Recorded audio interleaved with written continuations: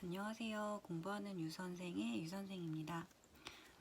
이번 시간은 간호관리 과목의 2장 간호체계에 대해서 복습해 볼 텐데요. 오늘 저는 금요일이어서 되게 즐거운 마음으로 내일 학원을 안 가기 때문에 즐거운 마음으로 수업을 듣고 왔는데, 그래도 이게 참 나이 먹고 책상에 앉아 있으려니까 굉장히 힘들더라고요. 그래서 아마 지금 공부하고 계시는 많은 준비생 여러분들도 이제 이렇게 그냥 책상에 앉아서 공부하는 것 자체만으로 굉장히 힘드실 텐데, 앞으로 남은 시간이 이제 많긴 하지만 열심히 분발을 해야 되니까 조금만 더 참으시고 우리 함께 잘 이겨내 봅시다. 화이팅! 오늘 그러면 2장 간호체계에 대해서 복습 한번 해보겠습니다. 좀 아주 중요한 내용은 아니었지만 그래도 알고 넘어가야 할 부분들이 이제 몇 가지가 있어서 짧게 요약을 해봤어요. 책에서는 굉장히 길게 서술을 해놨기 때문에 다 보려면, 시험 전에 그거 다 보려면 너무 힘들 것 같아서 시작해 볼게요. 일단은 간호의 개념에 대해서 정리를 해 놓았는데요. 그 여러 가지 뭐 유명한 간호사 분들이 간호의 개념에 대해서 뭐 이것저것 의견을 내놓으신 게 있는데, 뭐 그런 거는 다 중요한 것 같지는 않고, 결과적으로 이제 이 시대에서 가장 요구하는 간호는 전인 간호라는 거. 그래서 이 전인 간호는 그 나이팅게일 때부터 유래됐듯이 환자의 육체뿐만 아니라 정신, 감정의 일체를 간호해야 된다는 이 전인 간호 정신이 강조되고 있다는 거 개념으로 알아두시면 될 것 같고요. 그 다음에 간호가 하는 역할이라는 거는 기본적인 목표는 이제 인간의 삶을 건강하게 영위하도록 돕고 있는 것을 간호의 역할이라고 여기서는 명명하고 있습니다. 그냥 들어서는 다 아는 내용 같은데 막상 또 문제에서 뭐 고르라 하면은 굉장히 헷갈릴 수 있는 부분인 것 같아서, 인간의 삶을 건강하게 영위하도록 돕고 있는 것이 간호의 역할이다. 기억해 주시고요. 그 다음에 이러한 간호, 전인 간호를 위해서는 간호에 있어서 3대 요소가 필요하대요. 그래서 그 첫 번째는 간호를 하려면 아무래도 여러 가지 방법과 기술이 필요하겠죠. 그래서 그 기술적 간호에 기술을 꼭 가지고 있어야 되고요. 그 다음에 뭐 인체에 대한 여러 가지 뭐 기술은 있지만 그 밑바탕에 지식이 없으면 안 되기 때문에 과학적 간호에 지식을 또 갖추고 있어야 되고요. 이러한 뭐 기술과 지식이 다 있다 하더라도 그 인류애적인 뭐 희생, 봉사 정신 이런 것들이 밑에 베이스에 깔려 있지 않으면 간호의 진정한 그 의미가 없기 때문에 간호 정신에 사랑까지도 포함을 해야 되겠습니다. 그래서 이렇게 간호의 3대 요소, 기술, 지식, 사랑이라는 거, 이거는 꼭 기억해 두셔야 된다고 해요. 그래서 꼭 외워두세요. 그 다음에 간호 조직의 기본 원리에 대해서 배웠어요. 이것들은 이제 5가지 기본 원리가 있는데, 이런 것들이 어떤 원리를 뜻하는지 그 의미와 그 단어 정도는 알고 계셔야 될 것 같아요. 그래서 간단하게 요약을 좀 해봤는데, 첫 번째 계층제의 원리라는 게 있어요. 근데 이거는 뭐냐면 간호 조직의 원리이기 때문에 간호를 함에 있어서 이제 효율적으로 간호를 하기 위해서는 간호의 그 체계가 이렇게 잡혀 있어서, 뭐 예를 들면 뭐 수간호, 뭐 간호과장에서, 간호부장에서, 수간호사에서 뭐 이렇게 밑에 간호사들 이렇게 체계적으로 이렇게 분업화가 잘 돼야 된다는 얘기거든요.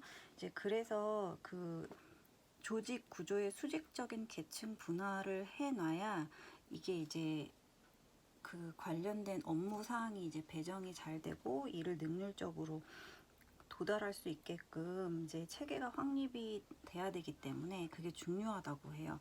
그래서 계층제의 원리가 꼭 들어가야 되고요. 그 다음에는 그렇게 조직적으로 이제 분할을 다 시켜 놨음에도 이제 한 관리자가 너무 많은 수의 부하 감독을 거느리고 있으면 그게 또 이 일이 능률적으로 이제 진행이 안 되잖아요. 그래서 한 관리자가 능률적이고 효과적으로 감독할 수 있는 부하 조직의 그 적절한 수를 이제 제한을 시켜 놓은 거예요. 그래서 그게 또 필요하다 하여서 통솔 범위 원리가 들어가게 됩니다. 그리고 그 다음은 명령 통일의 원리인데요. 이것은 뭐 한 명의 상사가 이제 이론적으로는 한 명의 상사가 한 명의 부하에게 명령하여서 명령 체계의 확립을 요구한다 하는 건데, 이제 쉽게 얘기를 하자면 그 한 명이 한 명의 직원에게 오더를 해야 되는데 너무 여러 명의 상사가 이거 해라 저거 해라 하면은 그 사람은 어떤 일을 해야 될지 우왕좌왕하게 되잖아요. 그래서 그 명령이 일원화돼야 된다 하는 그런 의미를 갖고 있는 거예요. 그래서 명령 통일의 원리도 기억해 두시고요. 그 다음에는 분업 전문화의 원리인데요. 여기서 이 분업이라는 단어가 굉장히 좀 잘 알면서도 의미가 생소하게 들리실 텐데, 전체 과업을 작은 직무로 이제 분할을 해 놓은 거예요. 그래서 이렇게 분업을 해 놓으면 이제 무엇이 좋은가 하면은 각자 맡은 일이 세세하게 나눠지니까 그 사람은 그 일만 하게 됨으로써 그 일을 계속적으로 하게 되면 점점 전문성이 쌓일 거 아니에요. 그래서 그러한 그 반복된 일의 수행으로 전문성이 증가하면 시간과 비용을 절감할 수 있다라는 그런 원리에서 분업과 전문화의 원리가 필요하다고 봐서 이렇게 집어넣은 것 같아요. 분업, 전문화의 원리 들어가고요. 그 다음에 조정의 원리라는 것이 들어가는데, 여기서 이 조정의 의미가 또 중요하기 때문에 한번 뜻을 보면, 공동의 목표를 위해 하위 체계의 통일을 가하기 위한 상위 체계의 과정이라고 하는데, 이게 말이 좀 굉장히 어렵긴 한데, 이제 여기서 중요한 거는 이 조정을 왜 하냐 하는 거는 공동의 목표를 이루기 위함이에요. 그래서 이 공동의 목표를 위해서 상위 체계에서 그 하위 체계를 이제 정리를 하는 거죠. 그래서 쉽게 이해를 하면 뭐 우리나라 구조조정하는 것처럼, 기업의 구조조정하는 것처럼 윗선에서 아랫선을 이제 필요 없는 것들은 잘라내고 이렇게 해가지고 그 질서 있게 딱 배열하는 것을 말하거든요. 그래서 그러한 조정의 원리도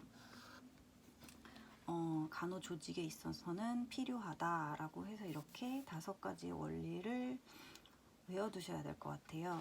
다시 한번 말씀드리면, 계층제의 원리, 통솔 범위의 원리, 명령 통일의 원리, 그다음에 분업 전문화의 원리, 마지막으로 조정의 원리까지. 그래서 이게 어떤 의미를 갖고 있는지 아까 말씀드린 것처럼 잘 연관지어서 외우고 계시면 좋을 것 같습니다. 그 다음에는 간호체계의 기본 모델에 대해서 보겠는데요. 간호체계에는 이제 5가지 관리 방법이 있다고 소개를 해놨어요. 처음에는 기능적 간호 방법이 있는데, 이거는 아까 제가 위에서 말씀드린 분업, 그 일을 작은 직무로 이제 분할해 놓은 거, 그렇게 해서 업무의 분업을 통해서 간호하는 방법이에요. 그 누구는 주사만 계속 놓고 누구는 약만 계속 조제하고, 이렇게 해서 일을 효율적으로 전문성을 갖고 일할 수 있게끔 해놓은 거. 그래서 그런 식으로 간호를 하는 방법을 기능적 간호 방법이라고 하고요.